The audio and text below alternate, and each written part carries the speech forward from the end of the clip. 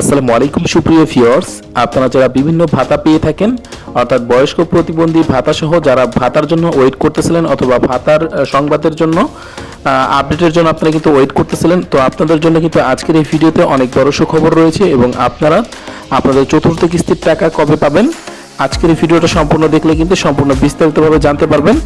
আর এইখানে দেখতে পাচ্ছেন একটি নোটিশ প্রকাশ করা হয়েছে 2024-25 অর্থ বছরের চতুর্থ কিস্তির পেরোল পুরাতন আইএমএস এর সফটওয়্যারের মাধ্যমে প্রেরণ করা হবে।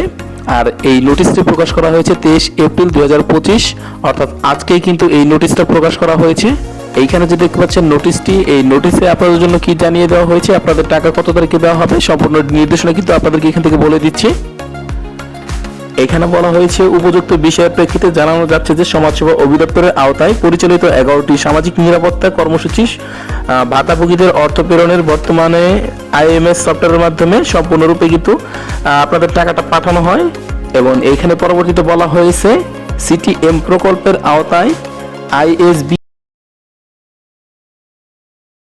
প্রস্তুত করা হয়েছে এবং উক্ত সফটওয়্যারের মাধ্যমে 2024-25 অর্থ বছরের চতুর্থ কিস্তির অর্থাৎ এপ্রিল টু জুন সুবিধাভোগীদের অর্থ বিতরণের পরিকল্পনা ছিল, কিন্তু নির্ধারিত সময়ের চতুর্থ কিস্তির অর্থ বিতরণের জন্য উক্ত সফটওয়্যার এখনো পর্যন্ত পূর্ণাঙ্গভাবে প্রস্তুত হয়নি। অর্থাৎ আগের সিস্টেমে আগে যেভাবে টাকা পেতেন সেই সিস্টেমে কিন্তু টাকাগুলো পাঠানো হবে।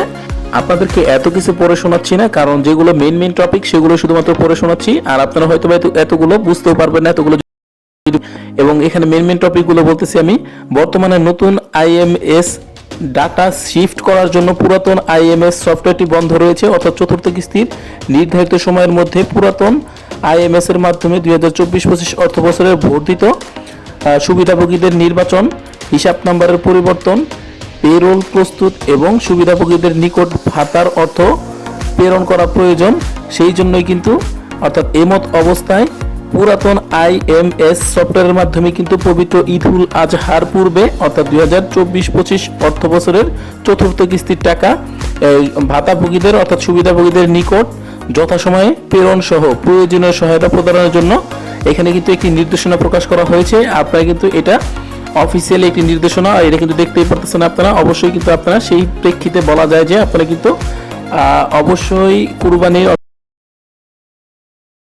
আপনারা আপনাদের নির্ধারিত 11টি যে ভাতা রয়েছে অর্থাৎ সমাজসেবার আওতায় যেগুলো